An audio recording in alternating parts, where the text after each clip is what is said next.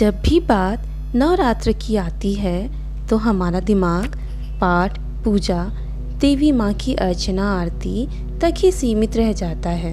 लेकिन क्या आप यह जानते हैं कि नवरात्र का त्यौहार क्यों मनाया जाता है? इसकी मान्यता क्या है? चलिए आज हम लोग इसके बारे में बात करते हैं। सदियों से हम नवरात्र का त्यौहार मनाते आ रहे हैं, व्रत रखते आ रहे हैं। देश के अलग अलग हिस्सों में अलग अलग तरीक़ों से इस त्यौहार को मनाया जाता है।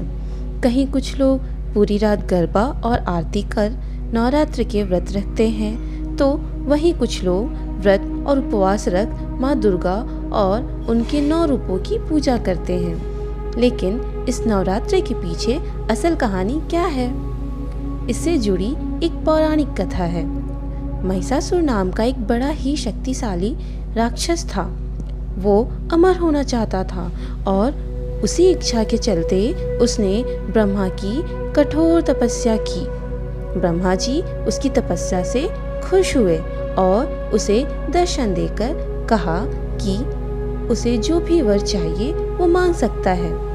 महिषासुर ने अपने लिए अमर होने का वरदान मांगा।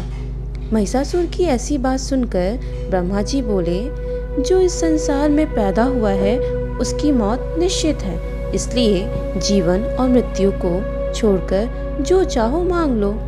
ऐसा सुनकर महिषासुर ने कहा, ठीक है प्रभु, फिर मुझे ऐसा वरदान दीजिए कि मेरी मृत्यु ना तो किसी देवता या असुर के हाथों हो और ना ही किसी मानव के हाथों, अगर हो तो किसी स्त्री के हाथों हो। महिषासुर की ऐसी बात सुनकर ब्रह्मा जी ने तथास्तु कहा और चले गए। इसके बाद तो महिषासुर राक्षसों का राजा बन गया।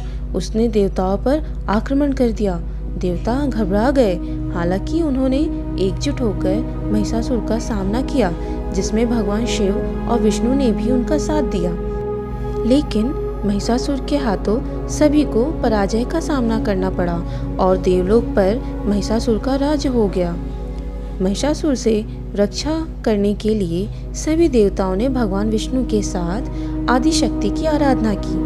उन सभी के शरीर से एक दिव्य रोशनी निकली, जिसने एक बेहद खूबसूरत अप्सरा के रूप में देवी दुर्गा का रूप धारण कर लिया।